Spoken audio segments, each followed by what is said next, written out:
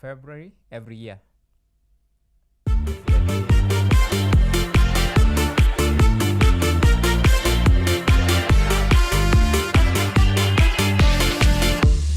Nenda ground kacheze ball manze, ama any other sport, ama unaweza watch on the sports, ama tunaweza stream pale Nyayo National Stadium and support our Shujas and Kenya Lionesses, even as they endeavor to make history.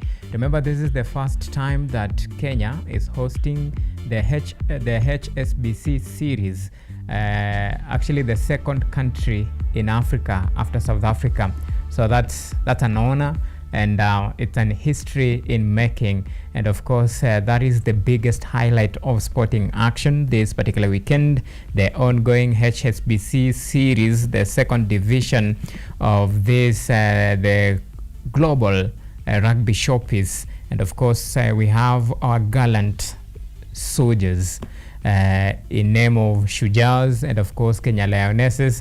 And we have the Kenya Lionesses who began their earlier match, their first match, and of course they played against Brazil and they won 15-12.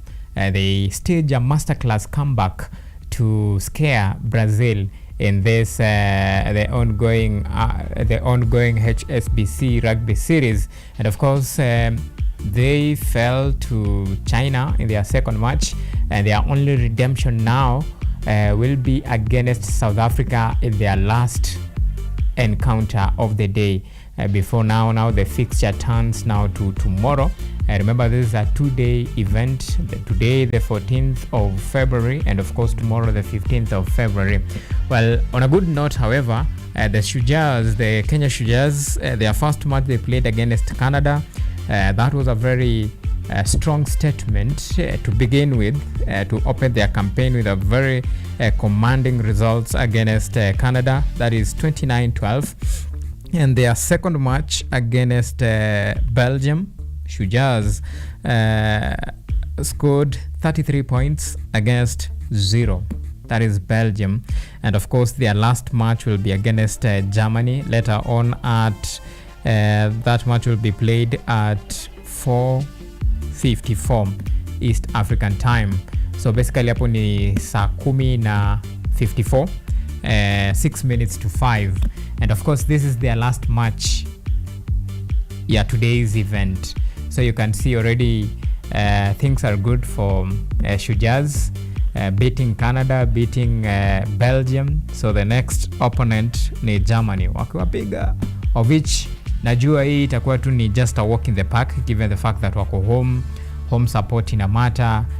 Mafans wame stream in, they are cheering their team, support iko juu. By the look of things, naona pia hata kidogo pia pesa masponsor wamejaribu kidogo to make sure that this event is successful.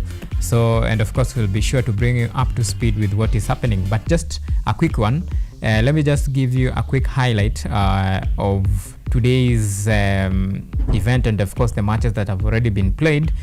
China, they played against Argentina, that is in the men's, that is the women's category, and Argentina won by 20 against 10 in their opening match.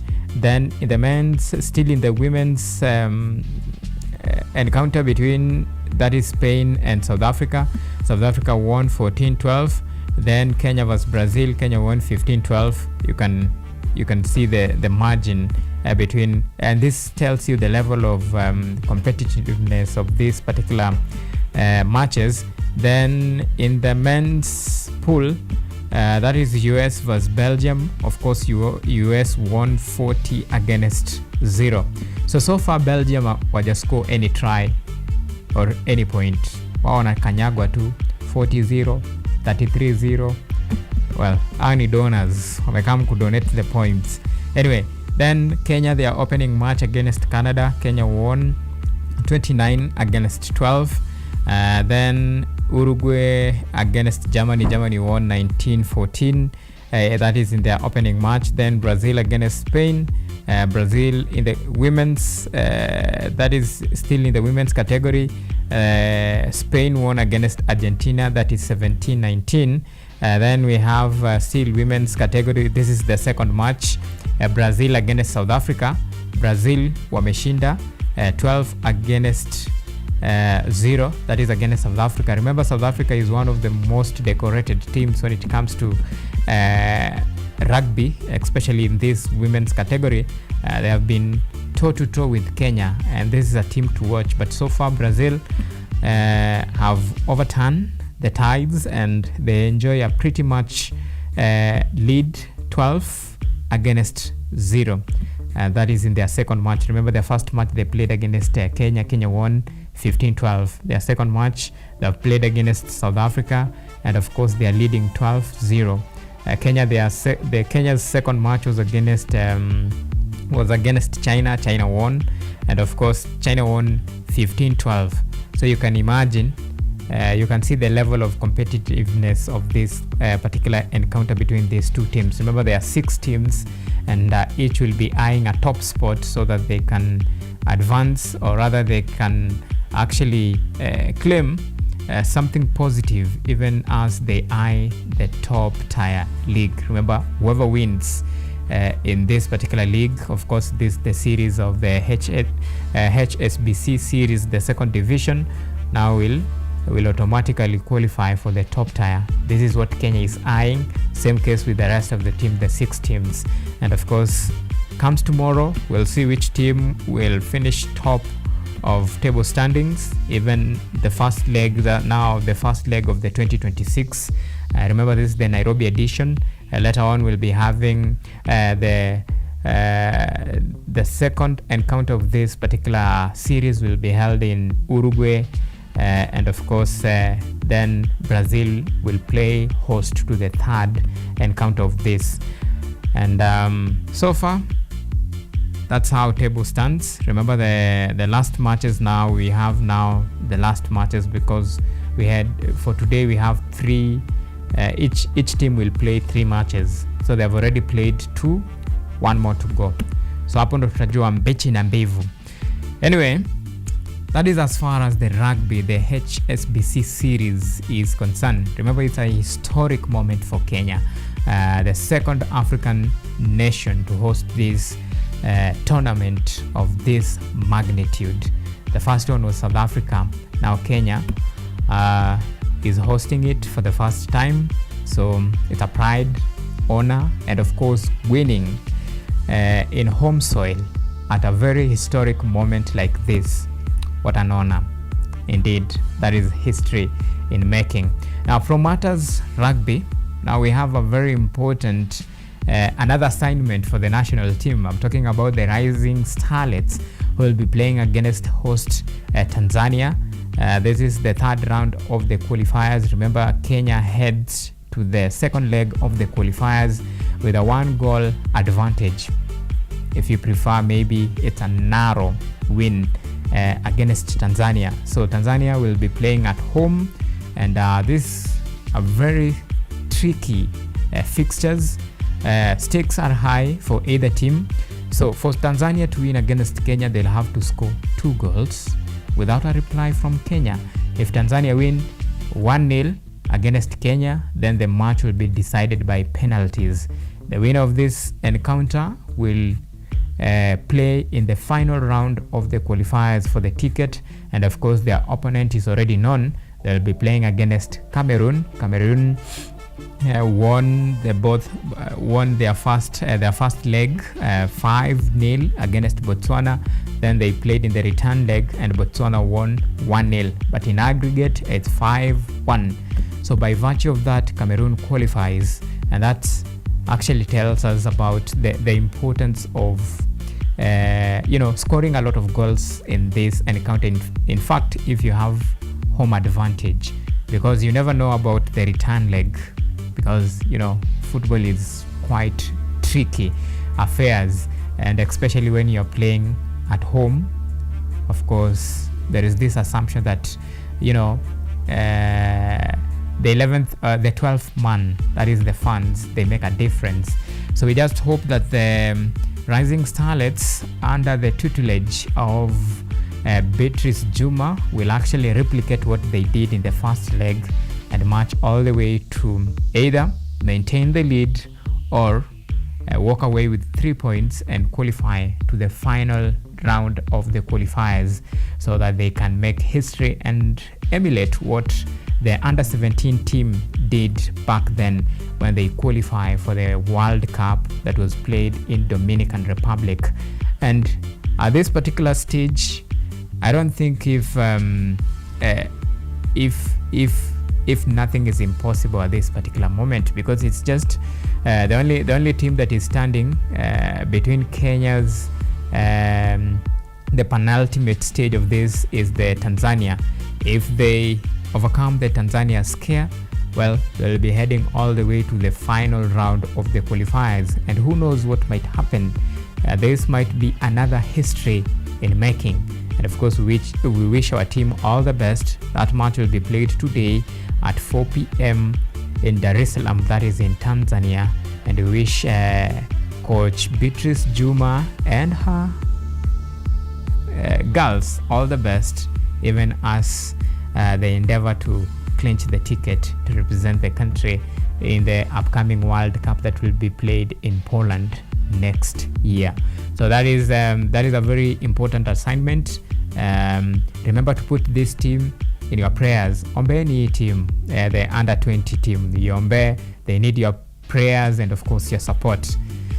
Another tricky assignment, but this team is actually playing for, at this point they've already lost hope, because their chances of at least advancing to the next stage of Africa Cup, Africa, that is CAF Confederation Cup, evaporated last weekend when they lost 1-0 to Azam in the return leg. I'm talking about Nairobi United, or if you prefer the acronym, the better known slang word, Nai Boys. Of course, they'll be playing, the team is already in Democratic Republic of Congo, and there they'll be playing against AS Mania of DRC, and that is a very tricky encounter. But even if all is lost, they can at least make sure they wind up the campaign with at least a point. I remember this is a team that out of 5 matches, they've only scored 1 goal, conceded 8 goals. That is a 7 goal deficit in that. Any goal difference ya 7. And hawajashinda any, no draw, ni kutandikwa tu. Unfortunately, this is their maiden appearance, and you'll be lean and at least kind enough for the team, given the magnitude of the teams that they meet, teams with high profile caliber, teams with experience, and of course at least if they can wind up this campaign with at least a point, then that will be a plus and a booster, a confidence booster in their quest for continental glory, maybe in the upcoming assignment.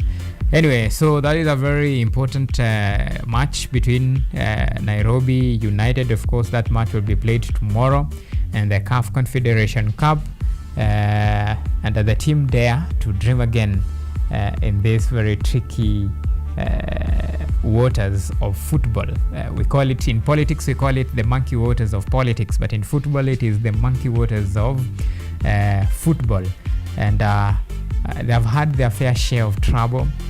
We have seen some very promising prospect from the team, especially when they play against big teams, but they lack the killer instinct in front of goals. And that is something that maybe the team, and of course the technical bench, that include the coaches and of course the entire team, will be working on for next assignment, to make sure that at least they capitalize on the chances they get against either big teams or small teams when it comes to this continental stage. I know it's a big stage, it's a frightening one. You come against the very best of the very best, especially in their opening match against Wydad Casablanca, which they lost 3-0. Then in their return leg, still they lost 1-0. So you can just imagine the caliber of this team they are playing against. Remember AS Mania of DRC Congo. They played against this team here in Nairobi. They lost 1-0. So there is a moment of redemption for them to go and at least make a point and make a very strong statement, even as they bid bye-bye the CAF Confederation Cup. It has been a roller coaster ride for the team. All right, so that is matters football. Remember, that is World Cup qualifiers. We have CAF Confederation Cup. Still in the Kenya Premier League, we still have a couple of matches lined up for today. The league leaders, Gor Mahia, will be playing tomorrow. But today we have a couple of fixtures. Remember, the early kickoff was, at least the kickoff was exactly 2 p.m. East African time, where Bandari FC were down to action against Kariobangi Sharks, which is a very important fixture in this Kenya Premier League action. So we have much and more, of course, lined up for today.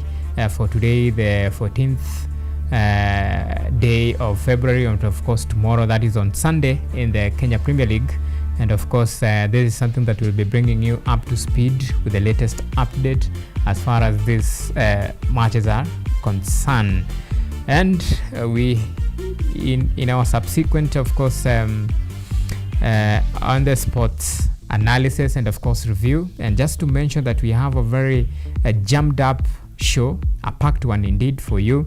And today we'll be talking about the importance of equipping your players, coaches with the right set of skills to manage game, and of course to impact this knowledge, to translate it down now to the players, especially when it comes to grassroots football.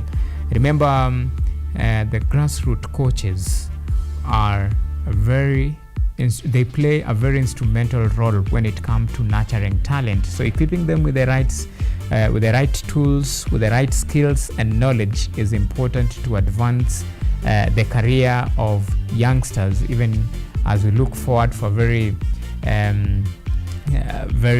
improved football activities in the country, and the right skills that players can actually compete with the very best of the best in the continent. And as we have, it's a workshop that will be happening on 24th of February to 25th. And of course, we have the organizers who will be joining us later on, just to bring us up to speed, to give us some insight, the importance and the significance of this training, and what they hope to achieve at the end of this 2-day training that will be happening here in Nairobi. So that is a very interesting discussion, of course, that we'll be bringing to you. Remember, it's an open discussion to everyone, and of course, if you are upcoming coach, experienced coach, players, football enthusiast, there's a very important moment for you to take advantage of this training and advance your coaching skill, your playing skill, and of course just get to know and familiarize yourself with matters football, and advance your knowledge, your thinking, and the right set of skills that you require. One but very important thing, there have been some sort of discussion about whether the 2027 Africa Cup of Nations will actually be co-hosted by Kenya, Uganda, and Tanzania. Kumekuwa na a lot of speculation about the preparedness of these three countries, that is Kenya, Tanzania, and Uganda. Yesterday, the CAF president, Patrice Motsepe, was very clear in his statement, and of course, just to try and clear the rumors and the speculation that AFCON, the 2027 AFCON, is here to stay, and it will be and it will be hosted by Kenya, Uganda, and Tanzania as planned.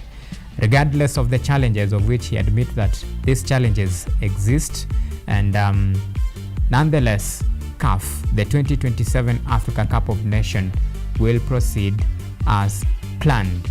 So Wakenya, msikuwe na worry.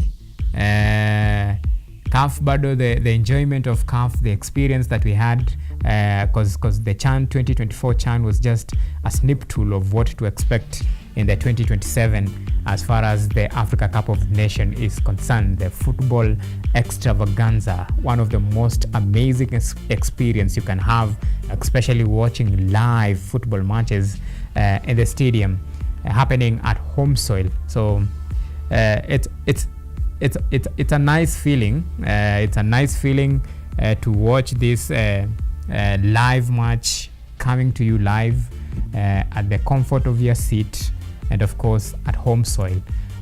Auma star wenye unawasikianga, the Mohamed Salah, wakina Hakim Ziyech, Sadio Mane, wale wenye unawatch pale kwa big screens wakifanya magic huko Europe, sometimes maybe in the Africa Cup of Nations umeona, most recently Morocco. Well, utapata experience sasa ya kuwaona live, wachana story na TV, and of course courtesy of the AFCON 2027. Anyway, so that is just a nutshell of what to expect in this On The Spot show. So remember, as always, we have some of the stories that will be forming the basis of our show today. So let's get the story news highlight of our show today.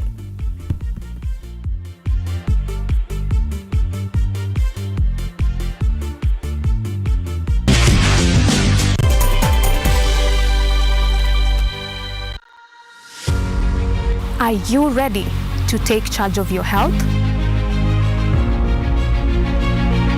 Welcome to Focus on Health, your weekly guide to staying informed and living better.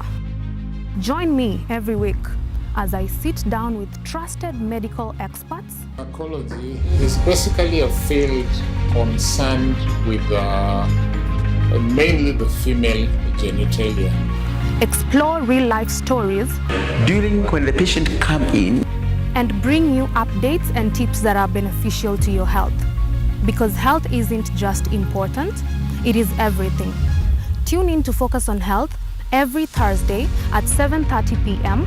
only on KUTV. I'm your host, Kandia Marian, and I'll see you then.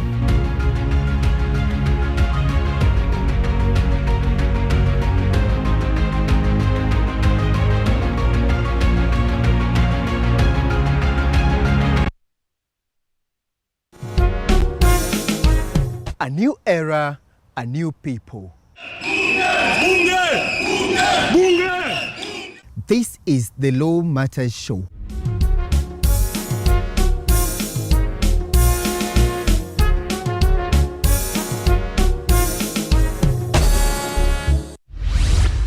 A program that brings you legal sensitization on your television. My statement is written and just the quote the prosecution. I think that this loss is a setback for Raila Odinga. What policy recommendations were fronted by the candidate? With diversity, we demystify important legal issues locally, regionally, and internationally. What Tanzanians. Join me, Elvin Onsongo, as I bring you more insights on law matters. We are looking at social issues. What is the problem? Is it the economy? Is it... Law Matters Show, creating awareness, advocacy, and enhancing lives.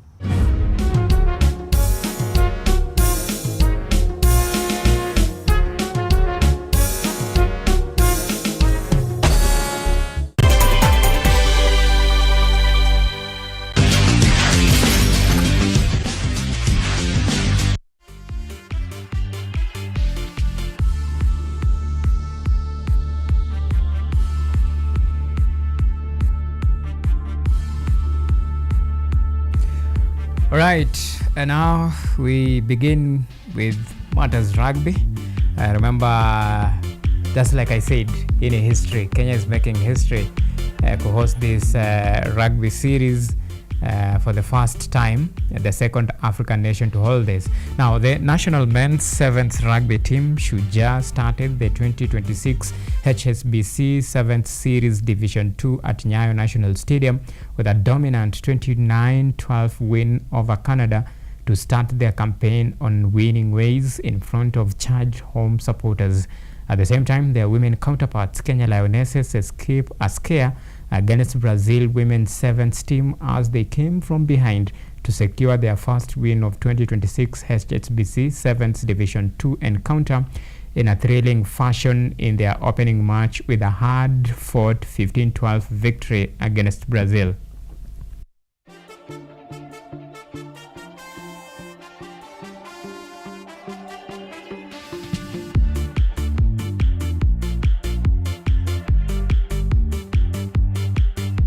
So remember their first match, of course, they won. They came from behind 15-12. Their second match still, they were trailing from behind. Unfortunately, they were not able to at least replicate what they did in their first match, and they fall 15-12 to China. Their only hope now is against South Africa.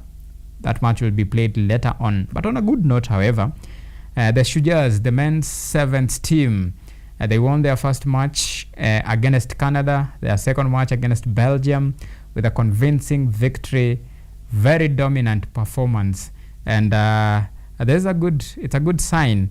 Of course, their third match will be against now Germany. This is the final match of today's fixture before now tomorrow, where they play against the likes of USA, and of course we have Uruguay in that process. So hiyo ndio habari, lakini all in all very mixed results but very convincing performance from our men and women rugby national team, and wish the team all the best. All is not lost for Kenya Lionesses. Remember, this is a very strong team, by the way, and we have seen what they have done in their previous outing, and of course we can only trust in the team that a lot will happen, given the fact that when I play at home soil, home advantage, and of course despite their home advantage, there's a team that has shown time and over again that they are equal to the task. Anyway, still remember, tutakuwa tunaku-update slowly by slowly as the latest unfolds, as far as, you know, the results, the statistics, all what you need to know about this, the HSBC 7 series. Remember, this is the second division of this global rugby showpiece. Now, from matters rugby, let's switch gears to matters football. Now, the Football Kenya Federation has commenced renovation of its headquarters in Kasarani to refurbish its offices with the aim of improving working condition after years of wear and neglect. The facility, originally constructed in 2008 with funding from FIFA under the Goal Project scheme, had significantly deteriorated over time, necessitating the much needed upgrade.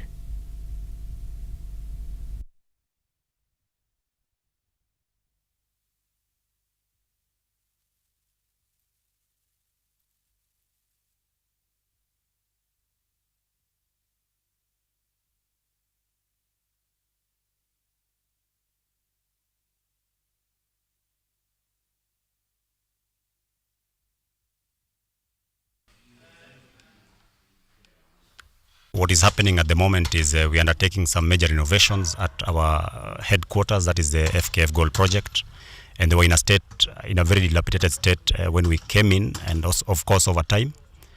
So we had to look at it, because this really is the face of the federation. So we had to undertake the major innovations so that at least we can bring it up to speed and give confidence to our people that indeed, even the face of how we look, we can deliver something for football in this country. It was necessary. I think we have major projects that are coming up. We have AFCON coming, so we anticipate very many guests from outside, and we do not want them to see a face of people who are not serious with football. We'll have FIFA guests, we'll have CAF guests coming in, government officials. So we thought it is important for us to undertake these renovations at this point in time, so that it can be a welcoming face when anybody visits the FKF Goal Project, Kananda House. One, we had to deal with the roof. We had a leaking roof. which was really causing a lot of damage to some of our equipments in the office. We had to also undertake renovations in our floor. The nature of the way the floor looked was also dilapidated. We also had to look at our outer area of the offices. So we also need to undertake some proper landscaping into the outer space of our offices. So there are major renovations being undertaken, especially within those 3 areas, and of course to also modernize the way our interior looks inside the office. With a proper working environment, it's actually a catalyst to proper output from the staff. So obviously, if you have a good working environment, it's clear that obviously you'll give maximum output because you're staying in a habitable environment. So it will really help us in terms of how we work on our projects as a federation, because staff then will be motivated to be coming into these offices every day properly, because they are now well constructed and well made. Yes, I think for me is to just tell them that this is a mark of confidence that they should have with the federation, because being the face of where we conduct our business and operations, then if the place looks very good and in a good condition, then it means they can have confidence in what we can do for football in this country. So I want to give them hope that whatever we are doing here is to uplift the face of football in the country, so that we look as a serious lot that takes football seriously. Wah, asema mgeni njoo, mwenyeji apone. Ini bulanda. Juu kama si AFCON, basically bado the roof ingekuwa ina leak. Welcome to Kenya. Tuko tu na tabia zetu. Anyway. Asante AFCON. At least sasa the face of Kenyan football at least inawezekana iko na hadhi. Ndo wale majamaa wageni wale was to scrutinize sana, wasiseme that is a bush country. You remember this journalist from I think it's Cote d'Ivoire alisema like beside the capital city the rest of the country 3 East African country the bush too. So imagine sasa imagine sasa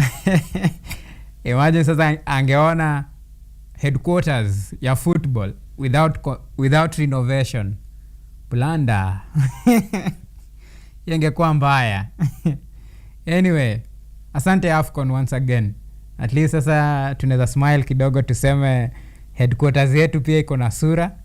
Ina make sense. Anyway, God have mercy. Mungu ataturedeem one day. Yeah. Alright, still matters football. Now the national women's under-20 football team Rising Starlets are having nothing, or rather leaving nothing to chance ahead of their return leg encounter against host Tanzania in FIFA under-20 World Cup qualifiers set for 14th of February 2026 at Azam Complex Stadium in Dar es Salaam. Today on Saturday, that match, remember, kickoff ni 4 p.m. East African time. Tunahesabu tu masaa. Now, the Jacqueline Juma-led charge is wary of Tanzanian threats, but the team is upbeat of a positive outing in a high-stake match.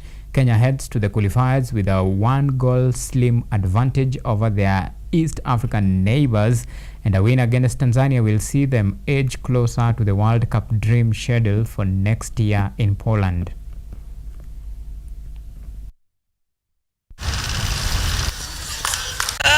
First, tuna thank God for maximum point at home. Yes, it's second leg, tuko na advantage of which tunataka at least to seal game. A win for us again, it will be a plus. A draw for us will be a plus. But cha maana ni tunashukuru Mungu tulipata win first leg. There's a very big difference from the first leg na second leg side, the way we are approaching. The girls are really psyched up, morale iko juu. They know they have something to defend, so yeah, they are ready. They are very much ready. As I said before, Tanzania is a good side. They have quality, and of course we too.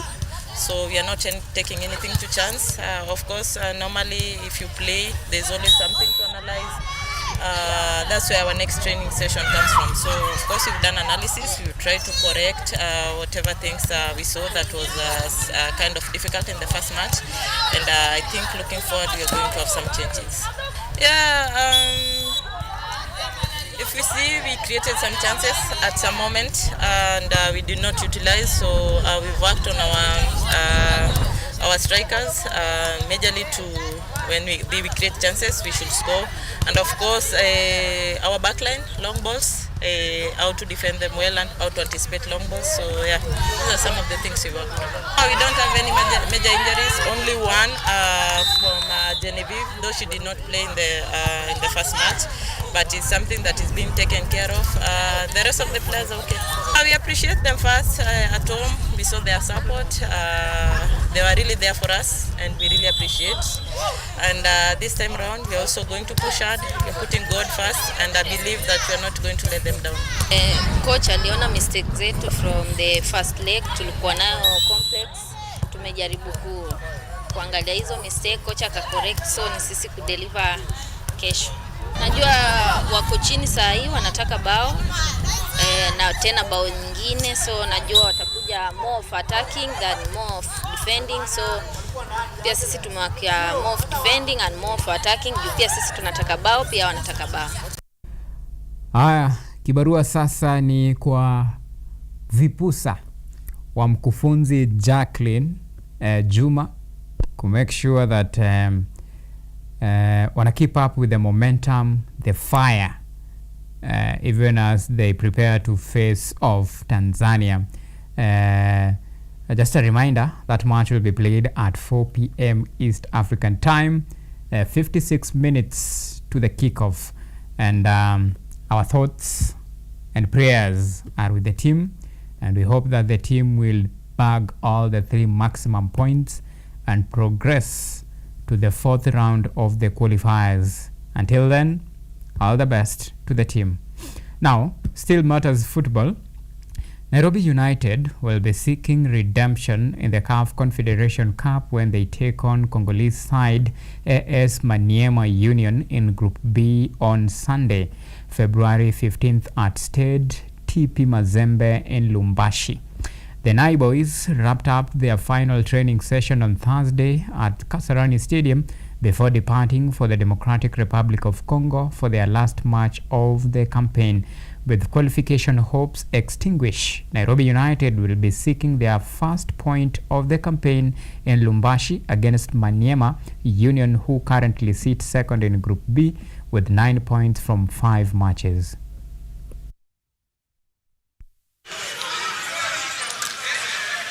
I expect game poa kulingana na venye tulicheza game ya last ya CAF against Wydad. Tulicheza poa, tulikuwa tu tunala kuscore, lakini I believe tumeiwakia sana kwa wiki mzima hizo hizi, tutakuwa na result poa, tufunga.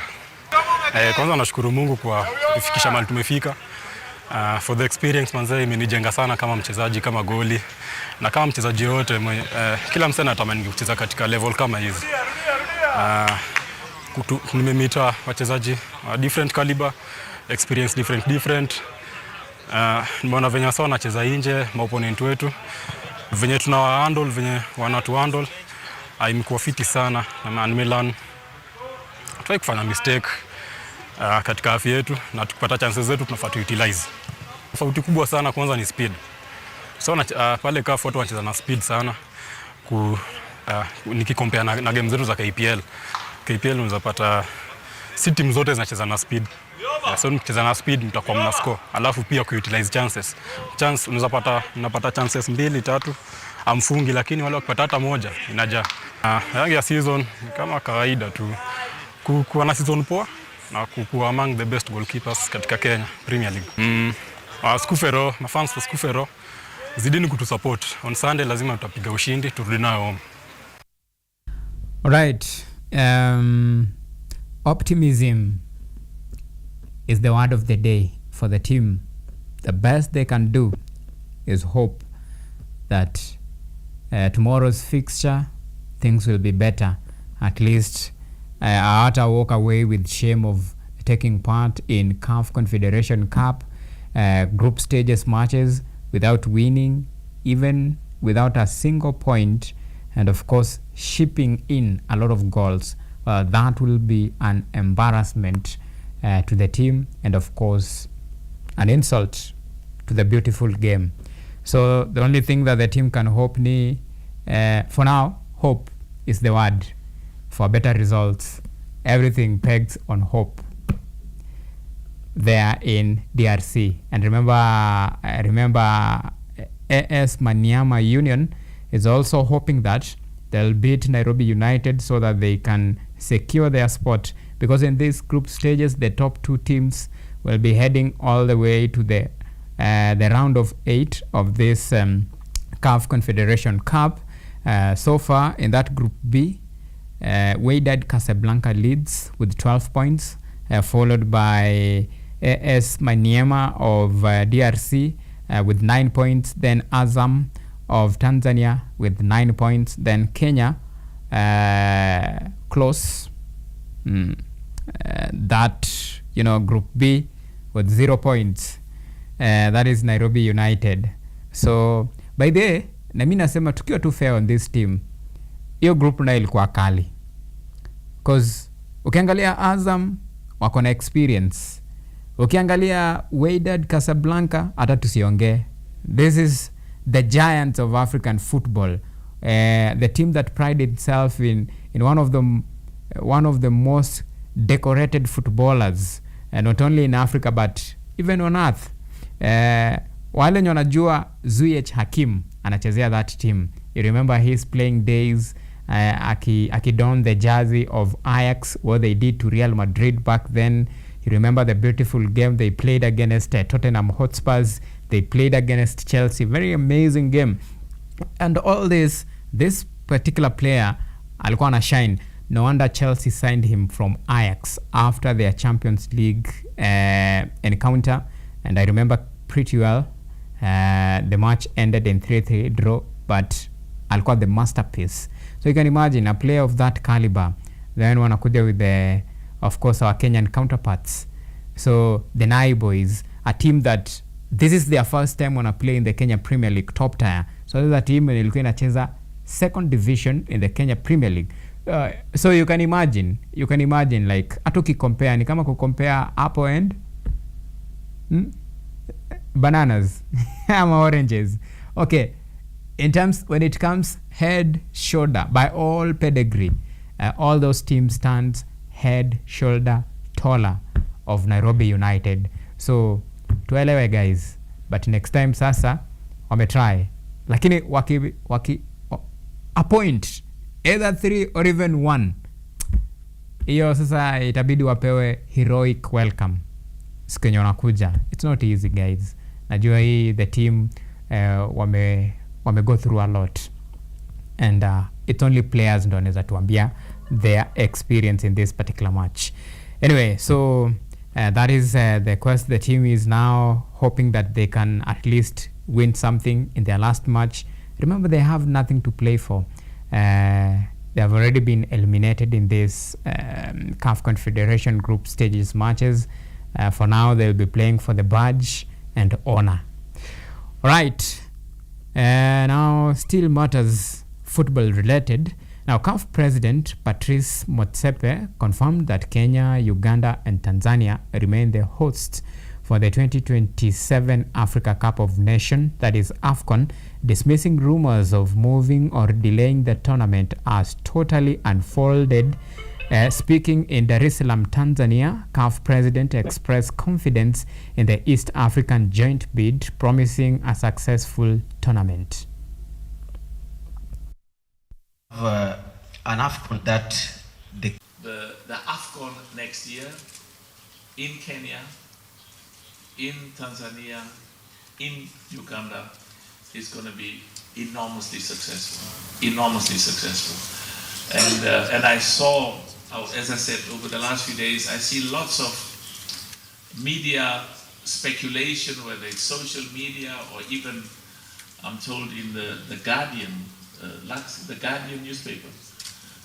In London, one of the most respected newspapers in the world, that there was an allegation that I am here to tell Tanzania and Kenya and Uganda that I'm taking away the AFCON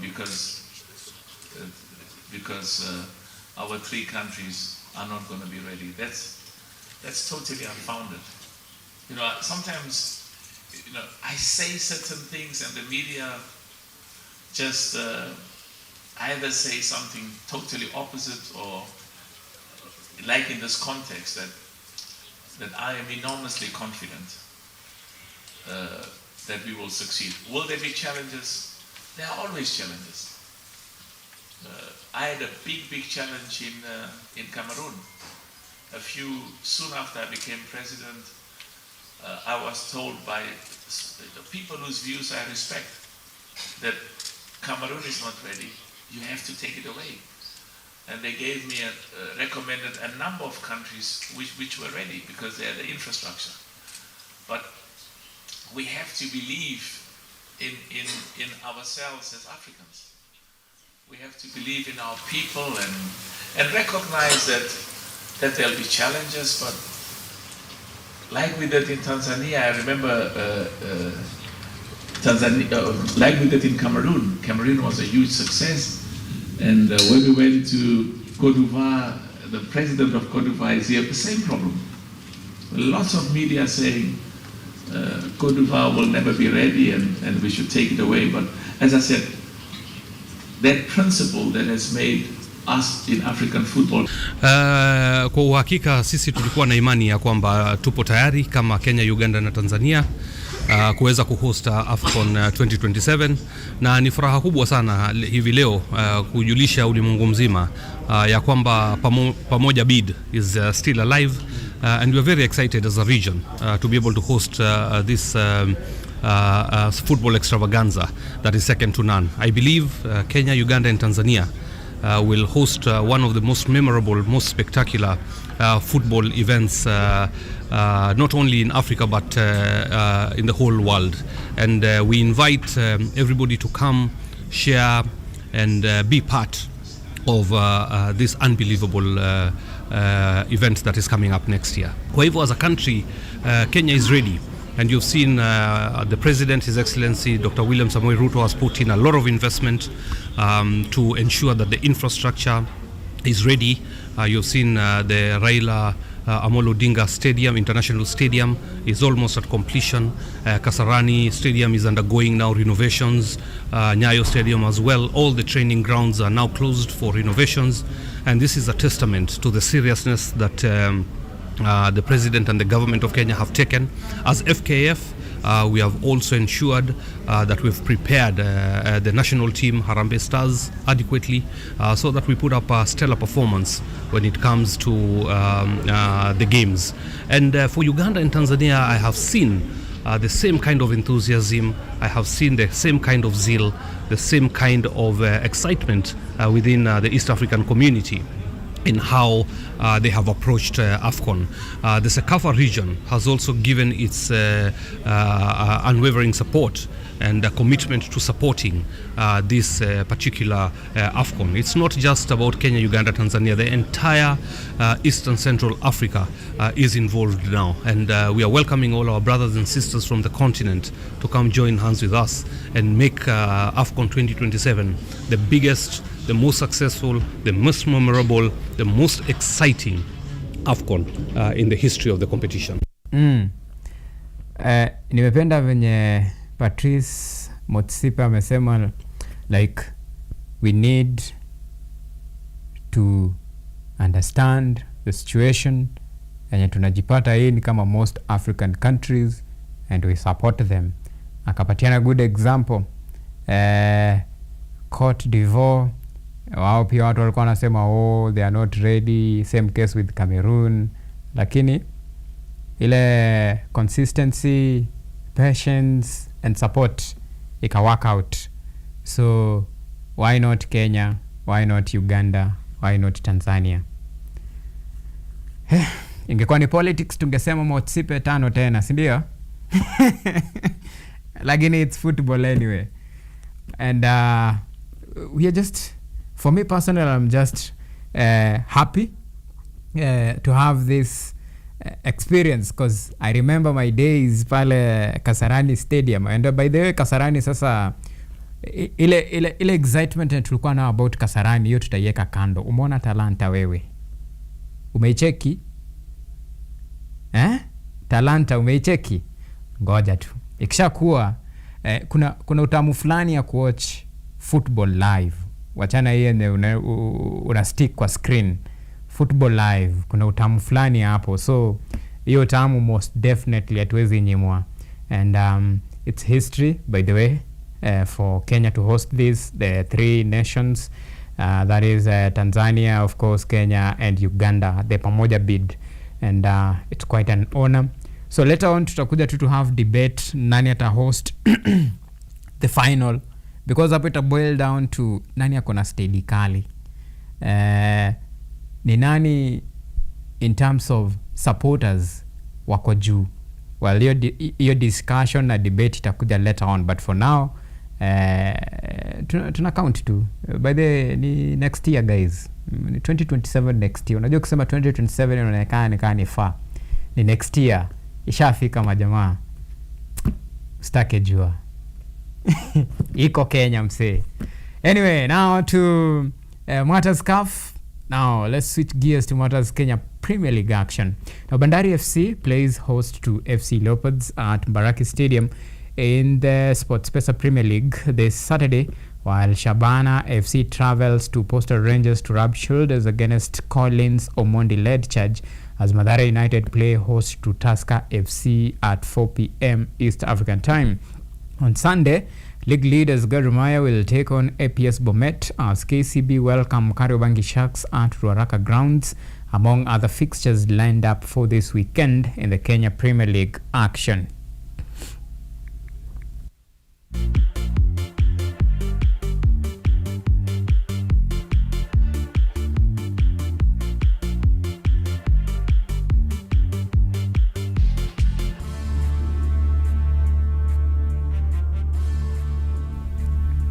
All right. Apology to make. The first match against it was not against Kariobangi Sharks. I mean Bandari FC against Kariobangi Sharks. It's Bandari FC against FC Leopards, a team that this season pia wameamuka, watoto wa Ingo.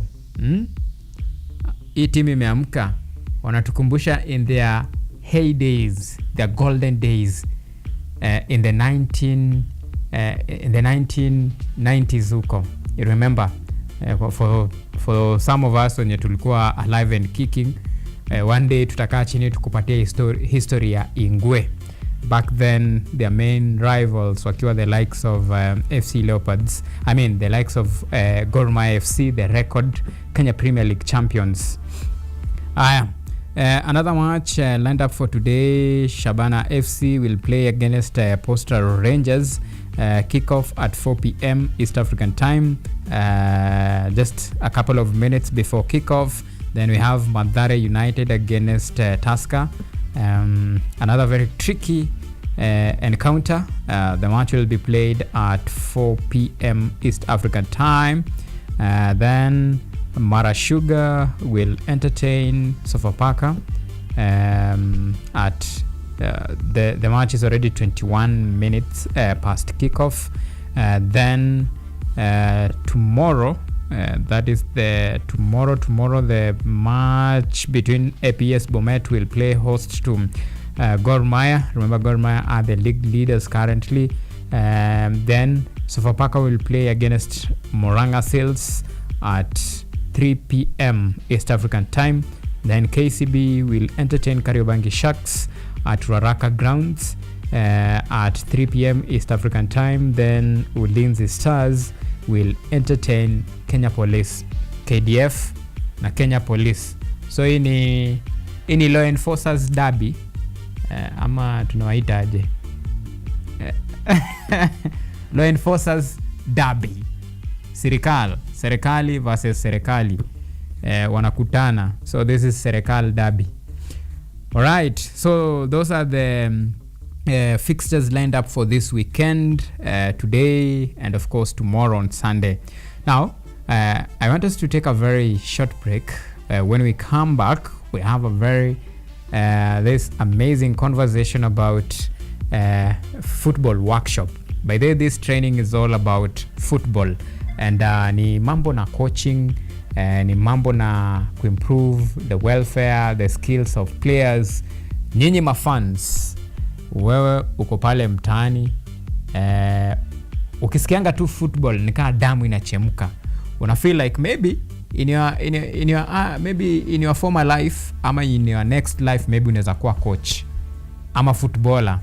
Well, don't worry, unaweza pata the knowledge as you wait to execute that knowledge you may gain in this training in your next life. So that is a very amazing conversation. Mimi mwenyewe nafikirianga sana maybe kama in my later life maybe kanaweza kuwa coach. So this training inaweza nisaidia nikuwe the next Pep, the next Jose Mourinho, the special one. Itakuwa mbaya msee. Anyway, so let's take this short break. We'll be back with more.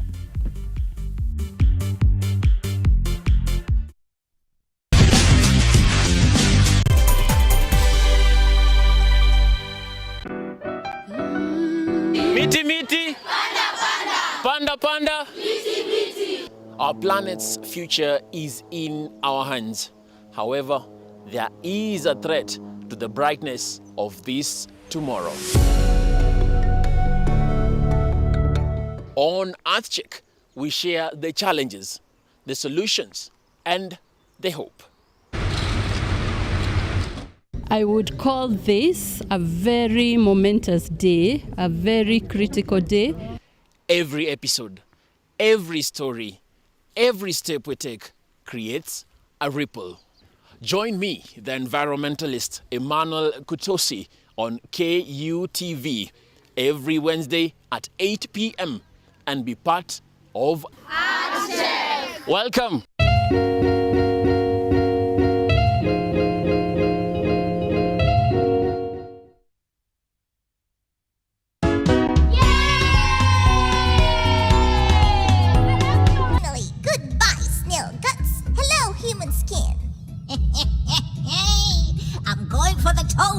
His legs look perfect for a good itch. I don't know.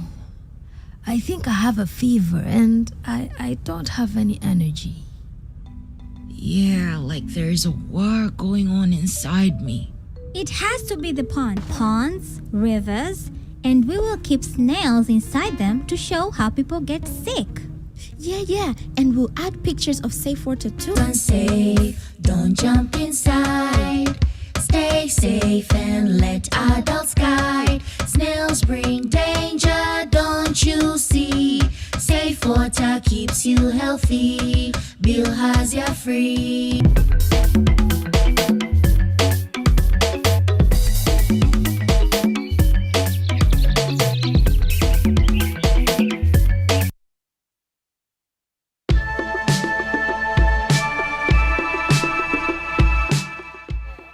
In a world where uncertainty rules and opportunities are scarce, it's time to break from the barrier and unlock your full potential. We must live within our means.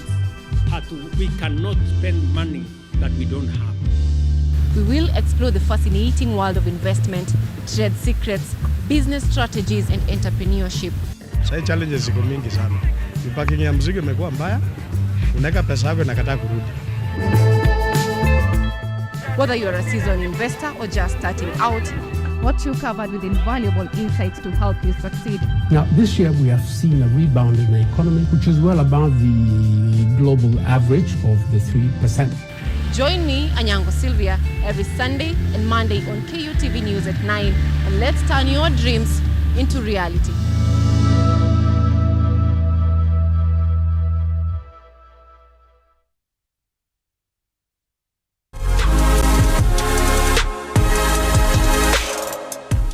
Fashion. It's more than just clothes.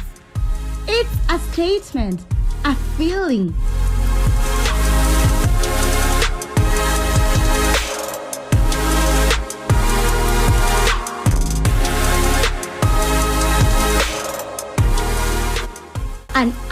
freedom, a way to express yourself, a reflection of who you are. It's Fashion Diaries.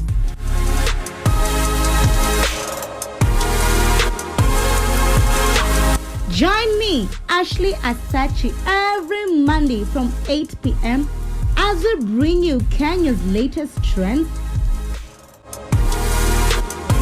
emerging fashion designers,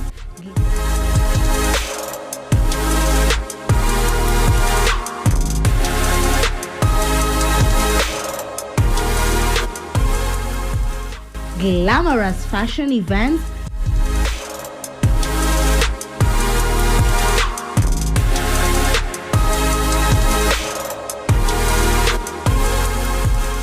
runway shows,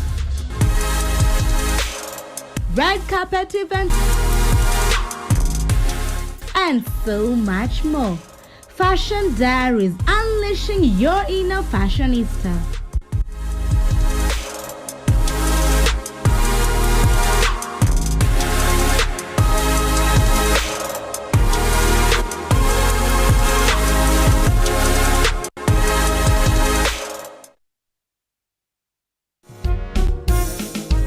A new era, a new people. This is the Law Matters Show.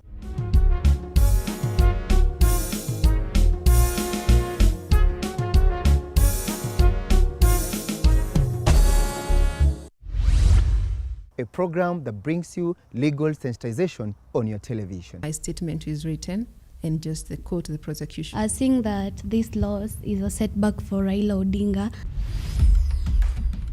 What policy recommendations were fronted by the candidate? With diversity, we demystify important legal issues locally, regionally, and internationally. What Tanzanians. Join me, Elvin Onsongo, as I bring you more insights on law matters. We are looking at social issues. What is the problem? Is it the economy? Is it... Law Matters Show, creating awareness, advocacy, and enhancing lives.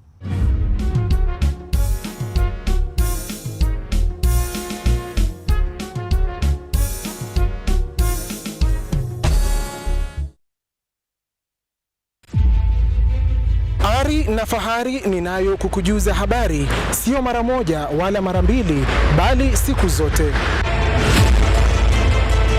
Auma dawamu runinga ya KU inazama na kuzuka, kuanzia mwambao hadi mashinani. Tunachimba mizizi ya habari kukuletea yanayojiri. Na katika ulingo wa kisiasa,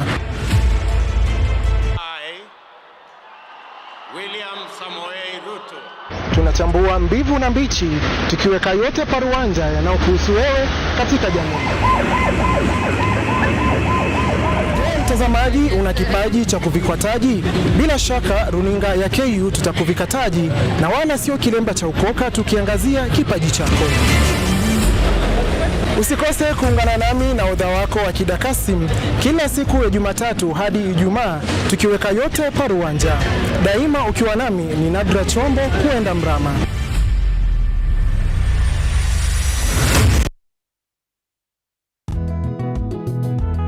Msimu mpya, uso mpya, nguvu mpya, bila shaka na ari mpya. Lakini dhamira ni ile ile: kuboresha kilimo kwa maisha bora. Jiunge nami James Baraka na hodha wako mpya wa kipindi cha Boresha Kilimo, tunapochunguza mbinu za kisasa za kilimo, ukipenda teknolojia ibuka katika kilimo, maoni ya wataalamu na hadithi za mafanikio kutoka kila pembe ya taifa.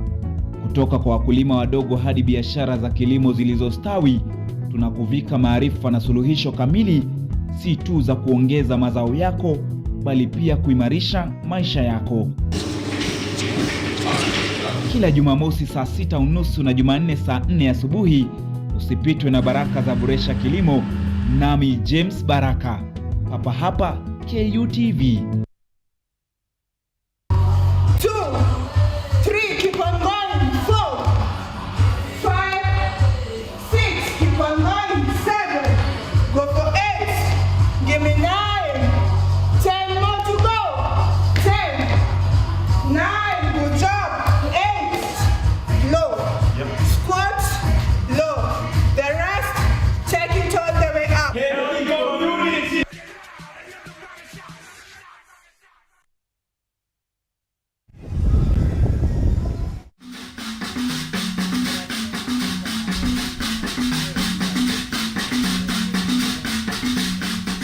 Ninakukaribisha rasmi kwenye Mitindo ya Kipwani, kipindi kinachokuza utamaduni wa Kipwani, nikikuletea mazungumzo ya moja kwa moja na wataalamu, vyakula vilivyopikwa na kukorombezwa, viungo mwake vya Kipwani, ngoma zetu za asilia za Kimijikenda, bila kusahau tarabu na chakacha.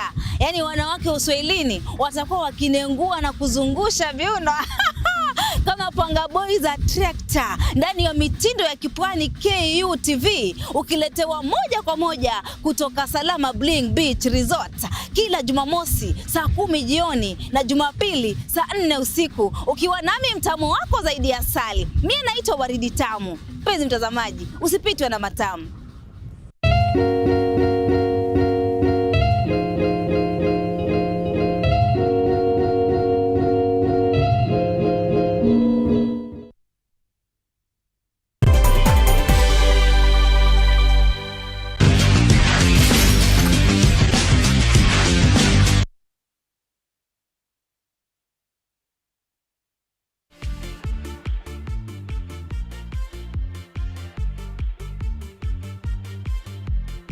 Right, welcome back to On The Sports Show. This is the second segment of On The Sports Show. Remember, just like I told you, we have a very interesting and amazing conversation. This is for the football enthusiasts, football lovers, supporters, stakeholders. I'm talking about the coaches, players, because on 24th of February and 25th, if I'm right, we'll be having a very amazing training there that will focus on equipping coaches, players, and even sport lovers with skills in terms of technical skills, knowledge-wise, to navigate through this amazing, beautiful game. We call it football. And I have two amazing guests here. I will be bringing us up to speed with what to expect as far as this training stroke workshop is concerned. So let me begin with you on my far right. Thanks, our host. I'm Bernard Sumba from Cheza Sports. Professionally, I'm an economist and a football coach. So I'm here at the capacity of an accountant for Cheza Sports Academy. Yeah. Yes. And I'm Robert Luceno, an administrator at Cheza Sports Academy. Yeah. So Cheza Sports, the organizers, are the host. So Cheza Sports is an academy. We are based at South B. We normally base at RTI Institute. That's where we do our trainings and most of our activities. So for this particular session, we'll have a workshop for coaches, and we have a showcase for players, and even parents will be invited at some point. So this event should be running between 23rd to 28th. But for the first 2 days, we'll have mainly for the coaches, because we have a guest from RB Leipzig, Germany, for the women's team. He's called Max Ewald. He's the fitness coach for RB Leipzig. So we saw it wise to invite him over now that they had some small break. So he's coming to at least take us through what happens professionally at the elite level. We're not trying to copy what they're doing, but he's just coming to at least give us a roadmap on what to do, on what to expect from the players and even the parents. Because now we are seeing that academies are the future of football. So it's better we start. That's why we are focusing on players between 12 to 20 years. Yeah, so basically that is what we're going to do for that, for the period of 1 week. Yeah. And there's no harm in copying what they are doing, right? Yeah. Because that's the aim, to figure your level. But why this training? Why is it important? You realize that most of the trainings that we provide, if you look across the academies, we've realized that we do it wrong, because most of the time you will discover that parents just bring kids over the weekend just to pass time. So that's the kind of mentality we want to get rid of. That let's keep these kids in the right frame with the right qualities, so that they can reach their potential. Most importantly, we are studying what is happening up here And therefore, the mistakes we are seeing up here, like the elite clubs doing, that's what we want to correct from the grassroots, so that by the time this crop of players reach this level, at least we have a better performance and we have a competitive edge for the kids. Just as you said, you know, the grassroots will really tell the kind of foundation we cement for the kids as they grow up, and even as they admire to play elite football. Yeah, because you realize that looking at the clubs like Gor Mahia, FC, even the national team, we have players who didn't have the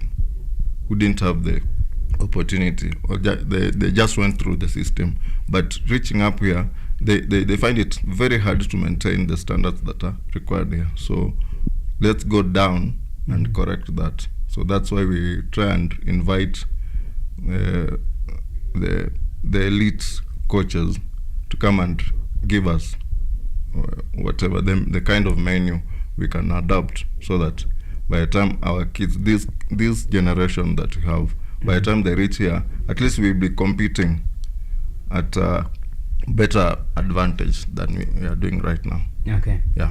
And you talk about a very critical aspect of this training, of course, equipping the youngsters with the right set of tools, skills and knowledge, so that when they grow up, or rather when they transit now to the professional league, they at least have the basics and of course the right tools and the knowledge that is required. Well, and this speaks to the kind of trainings that our grassroots coaches receive. How will you know, not in terms of comparison, but just in a quick analysis, how do you rate the tools, or rather the training that our grassroots coaches, and of course it's spread across, the training that we receive under these training courses to equip the grassroots coaches with the tools and knowledge, now to translate it down now to these players? Do you think it's at par, or we need to do something to make sure now we match the standard? Yeah, so at the moment, you realize that the curriculum that is being used, or rather that has been used for the last, let's say, a decade or so, by the coaches that are trained, including myself, the one I did, I do not mention the organization, but the training that we have there, if you look at it, the curriculum, it is outdated. So, and football is an evolving sport. Every day new things are coming. So, for example, in the basic courses, you will realize that they don't really get into details. Just patching here and there. And then most of the time they're done in a very short period. So it's more of, let me just get the certificate and then get done with it, so that when I go outside there, I have the papers. So I think it's a good idea now that with because the coach is coming, even though they're using a different, they are from a different federation from ours, but coaching is just coaching. There is no difference in coaching here and coaching there. So if we can get that here, especially in the methodologies, and for example now, like the coach that is coming is the fitness coach for the women team, and that plays a very big role in football. Fitness, how you condition yourself as a player, it goes even with diet, such things, because you realize that even to avoid injuries and such kind of things, you need to have that foundation of fitness and how you eat, how you train, all these things put together.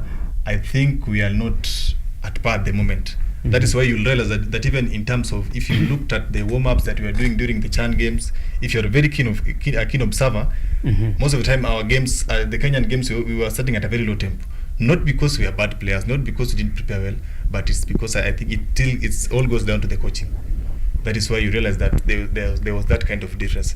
But with someone like Coach Max, who is at the elite level, I think with him we are going to get at least the basics and some roadmaps to use, which will definitely, we are going to do better. That's what I believe. Because if you look at the moment, most of our players are joining the teams abroad, and Kenyans are really excited. If you go to the pages, they are really excited about their players. They want to see their players play.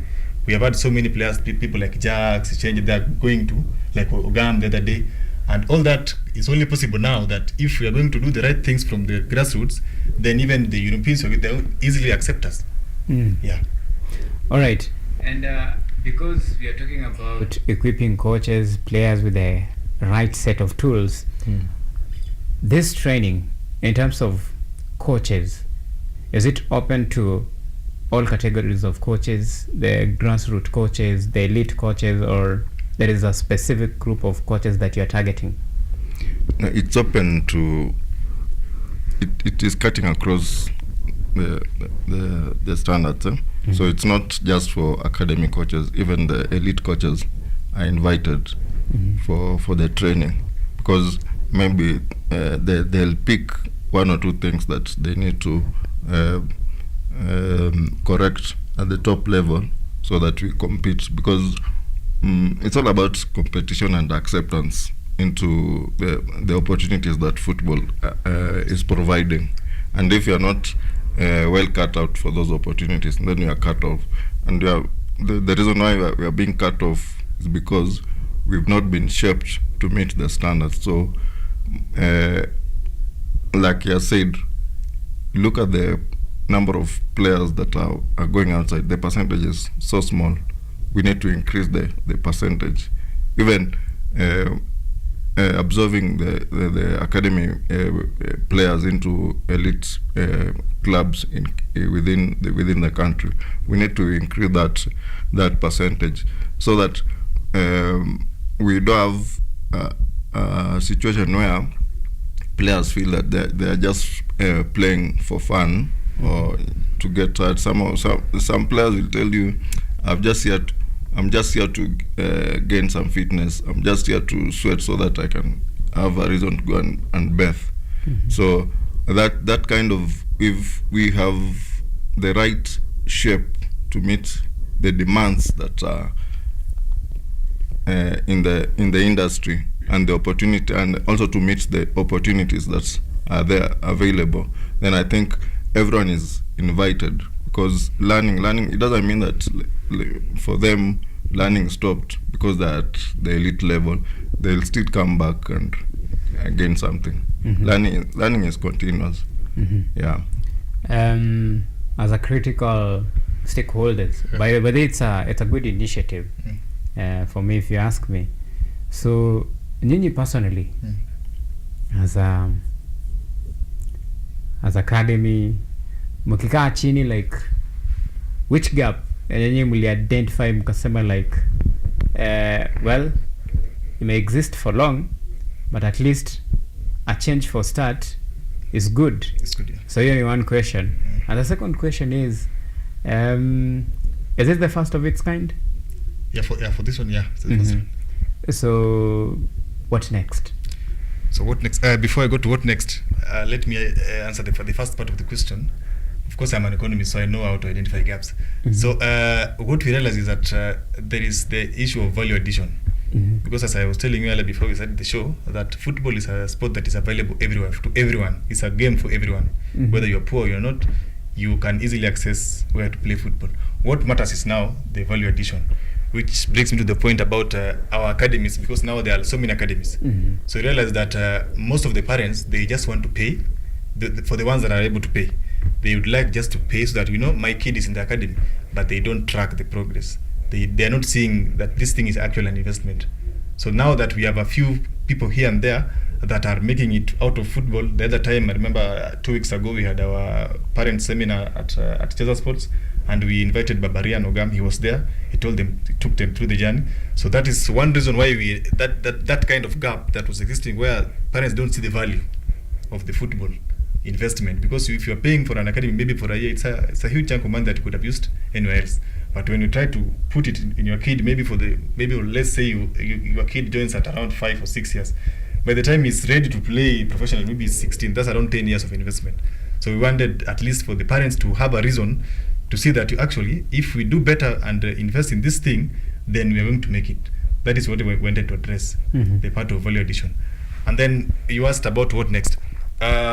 This is the first kind of workshop that we organized with the RB Leipzig. Unfortunately, one of our coaches and a very senior director in the academy did his training there. That is where at least we have that relationship. And so our target was to bring him here, and it's not about Cheza Sports actually.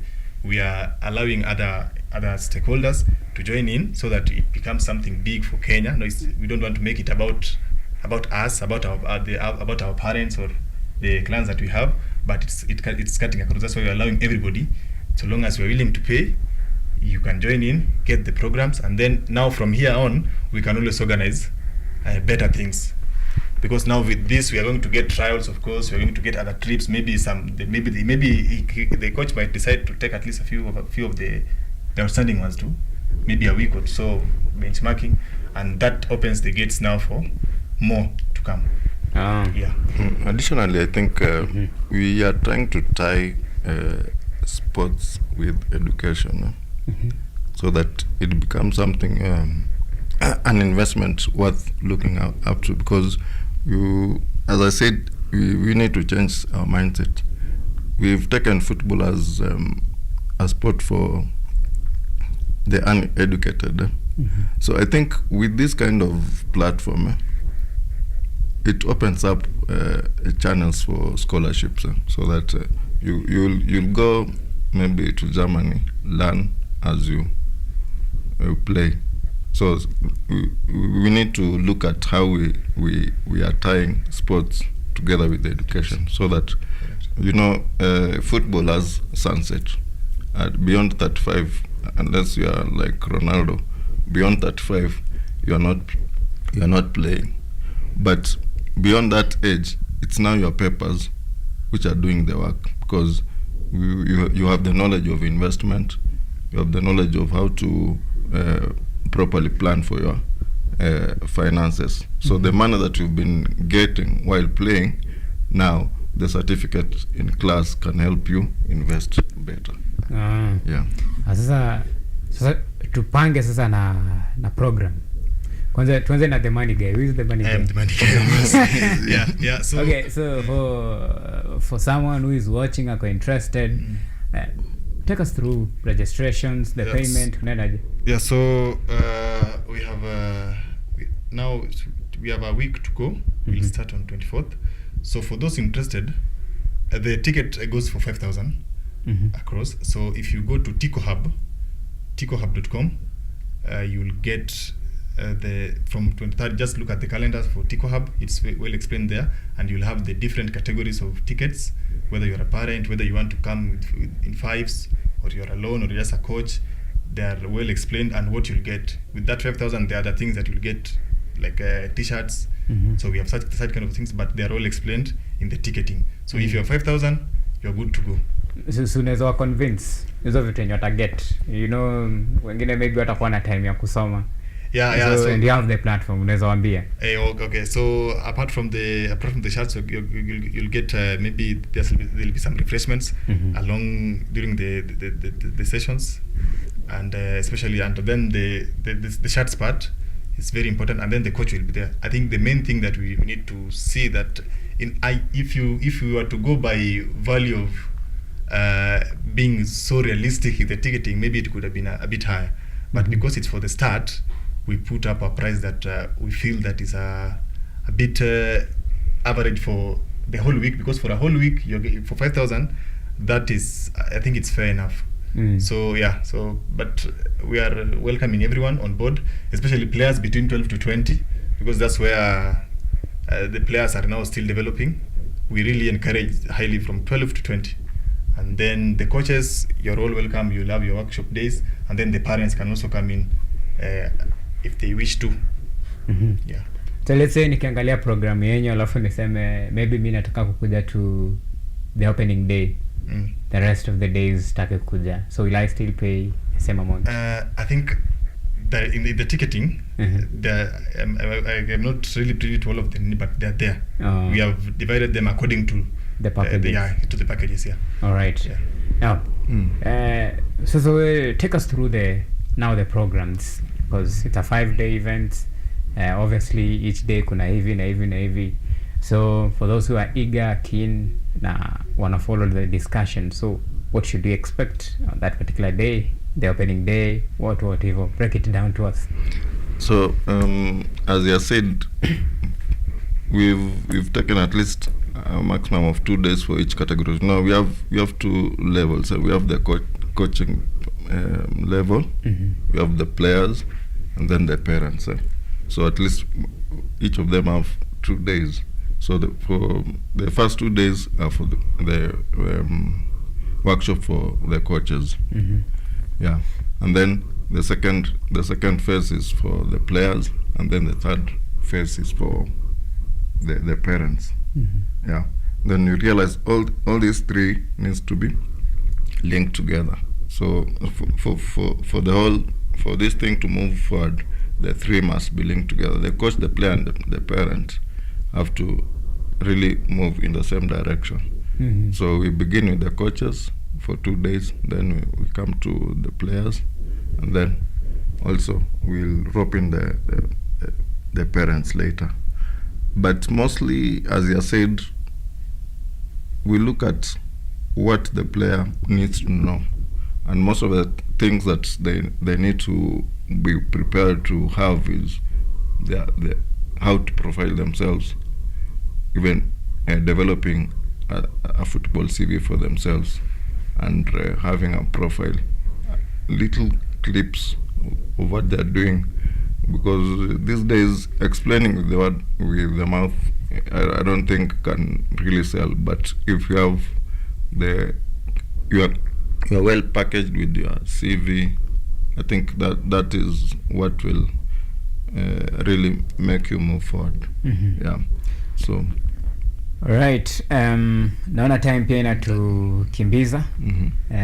But tumeongea, tumesema tusikue wale wako coach tunaita kimbi coach.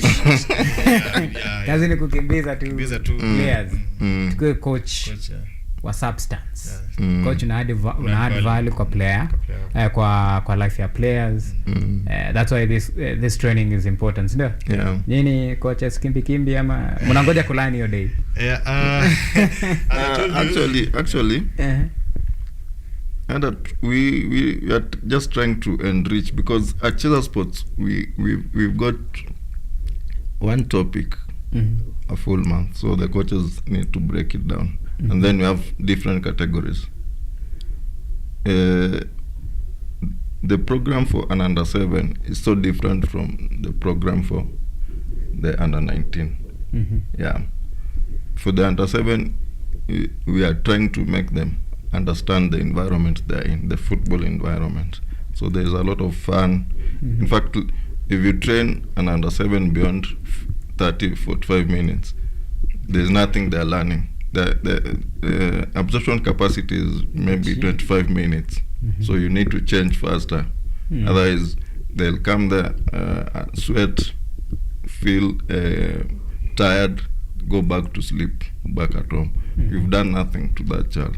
But if you study them and give them the right programs, packaging, so that's why we've taken just one topic a month for them. So I think the different categories, maybe the coach that is coming will tell us how to handle better the different ages as they climb the ladder. Okay. Yeah. So inahitaji psychology pia. Nasoma mind ya mtoi kidogo. Unajua anapenda nini, apendi nini. Usimpe time mingi. Na pale ground mnawapatia full time ama ni aje? Okay, kwa masomo kidogo. Kucheza ni aje? Kucheza for the kids.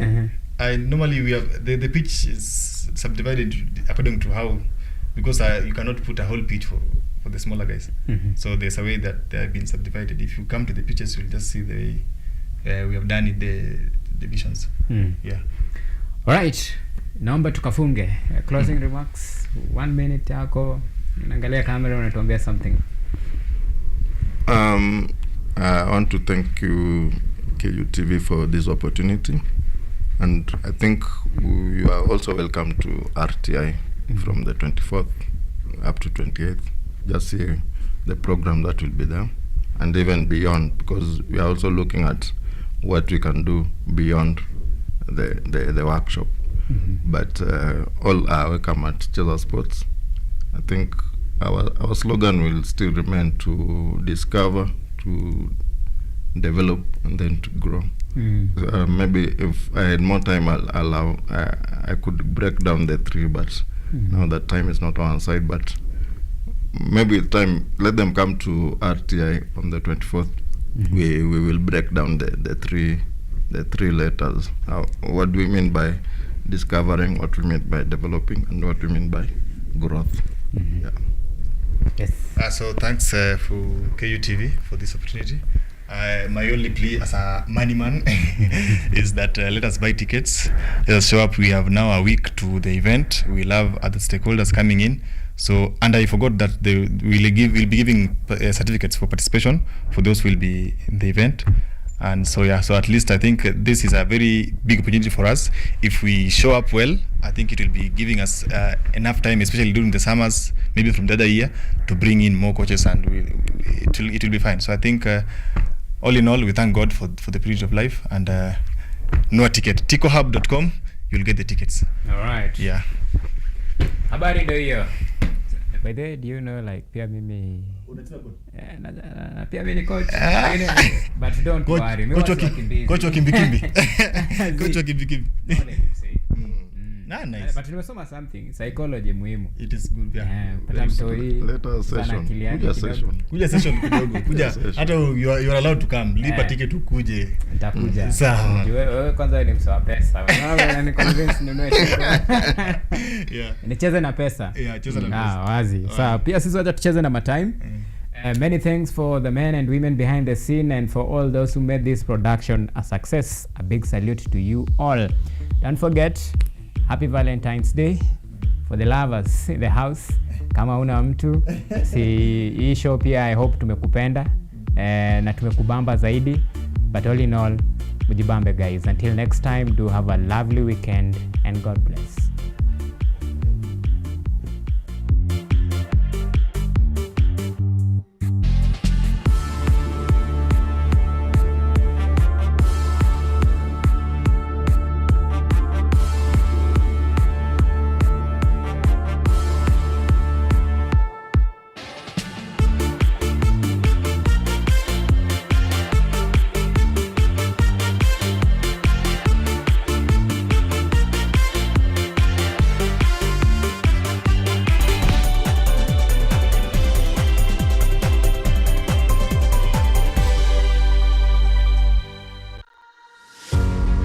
Are you ready to take charge of your health? Welcome to Focus on Health, your weekly guide to staying informed and living better. Join me every week as I sit down with trusted medical experts